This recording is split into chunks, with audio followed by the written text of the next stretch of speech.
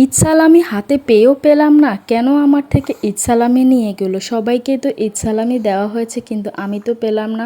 ঈদের দিনটি কারো কাটে খুব আনন্দে, আবার কারো কাটে খুব দুঃখের সাথে। তো আমার ঈদটি কিভাবে কাটলো এবং আমরা ঈদে কোথায় কোথায় ঘুরতে গেলাম, কি কি খেলাম এবং কত টাকা সালামি পেলাম, সকল কিছু আমি শেয়ার করব এই ভিডিওতে। আপনারা সম্পূর্ণ ভিডিওটি দেখেন। আর আমি কেন বললাম যে কারো ঈদ কাটে দুঃখে আবার কারো কাটে আনন্দে, আমি কিন্তু এই ভিডিওতে শেয়ার করব। আপনারা কিন্তু ভিডিওটি না টেনে দেখবেন না, টেনে দেখলে কিন্তু মিস করবেন।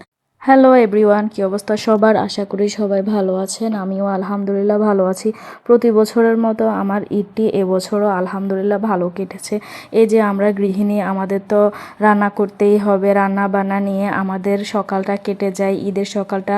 তো আমি কিন্তু এদিকে হাতে মেহেদি দিয়েছি, আবার এদিকে রান্না বান্না করতেছি, কিছু ডেজার্ট, তারপরে হচ্ছে কিছু ঈদের দিনের রান্না বান্না। আমরা গৃহিণীরা চাইলেই কিন্তু বিয়ের আগের মতো যে 10টা পর্যন্ত ঘুমিয়ে থাকতে পারি না।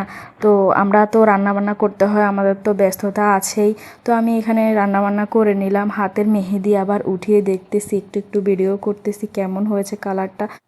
তো প্রায় অনেকগুলো রান্নাবান্না শেষ করে আমি এসেছি, দেখতেছি আমার মেয়ে কি করতেছে। আমি প্রায় রান্নাঘরের কাজগুলো সম্পূর্ণ শেষ করেই আমি আমার রুমে এসেছি, দেখতেছি যে আমার মেয়ে খুব আনন্দে শুয়ে আছে এবং তার বাবা এসেছে যখন নামাজ পড়ে, এবং দেখতেছি যে তাকে সালামি দিচ্ছে।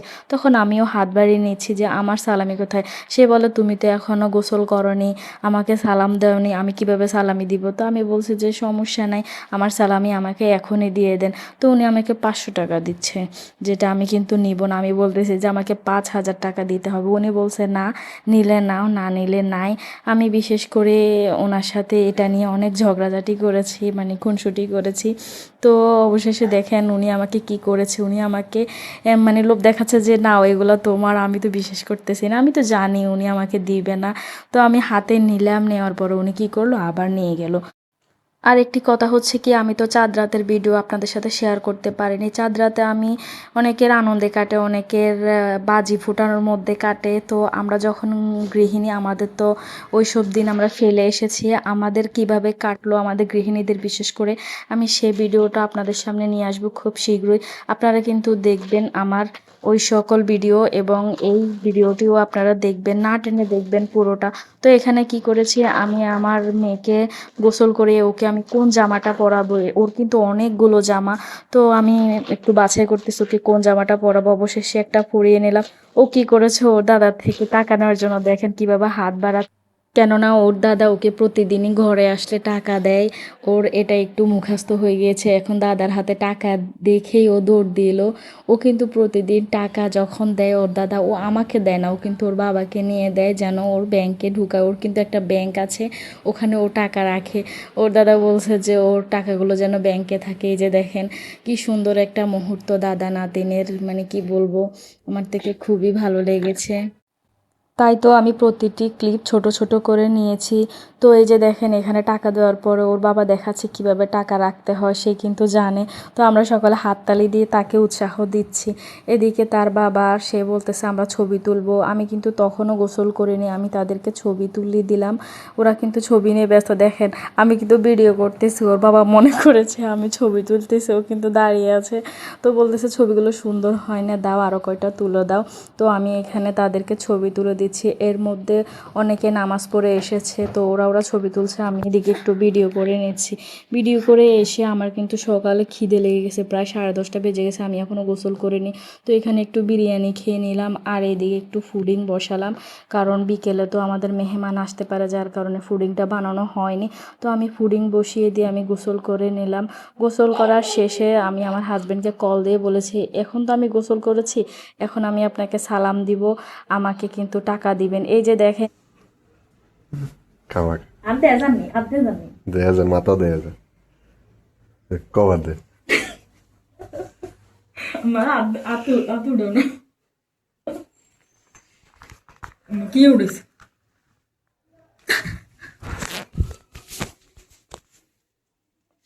কত কত মনে নেন বুঝলেন? না কত দাম। চলো রেডি হও। অবশেষে 5,000 টাকা পেয়ে গেলাম। ধন্যবাদ আপনাকে, ওয়েলকাম কন। তো দেখলেনই তো কি ঝামেলা একটা হয়েছে, আমাকে ভিডিও করে দিতেই চায় না, কেন জানি আমাকে ভিডিও করে দিতে চায় না, উল্টাপাল্টা ভিডিও করে, ওর থেকে নাকি এগুলো ভালো লাগে না। তো আমি কি করেছি, তাকে প্যারা দিয়ে দিয়ে ভিডিও করেছি। তো বিকেলে আমরা কি করেছি, ঘুরতে গিয়েছি আমার নানা শ্বশুরদের বাসায়।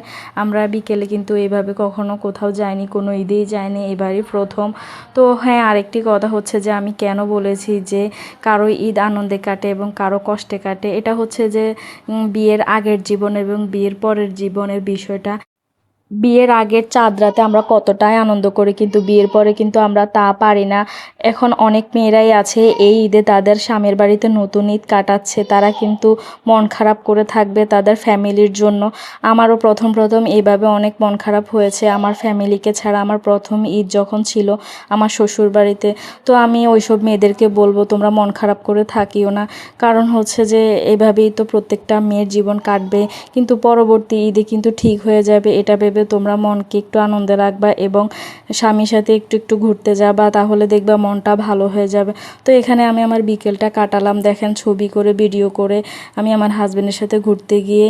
তো এইভাবে আমি নিজেকে নিজে ঠিক রাখি এবং ফ্যামিলির সাথে কথা বলি যখন তখন মনে হচ্ছে যে কান্না আসে, কারণ প্রত্যেক ঈদেই তো তাদের সাথে কাটিয়েছি, একটু তো মিস করবই, তাই না? তো এখানে আমি আমার মেয়েকে খাওয়াই দিচ্ছি, খাওয়ার টাইম হয়ে গিয়েছে। তো দেখেন মেয়েকে খাওয়াতে কত ঝামেলা। তো এখন আমরা চলে যাব আমাদের বাড়িতে। কথা বলতে বলতে আমার ভিডিও প্রায় শেষ পর্যায়ে। ঈদের জন্য আমি একটি ট্রানজিশন ভিডিও করেছি, ভিডিওটিও আমি সম্পূর্ণ করে এই ভিডিও লাস্টে দিয়েছি, দেখেন।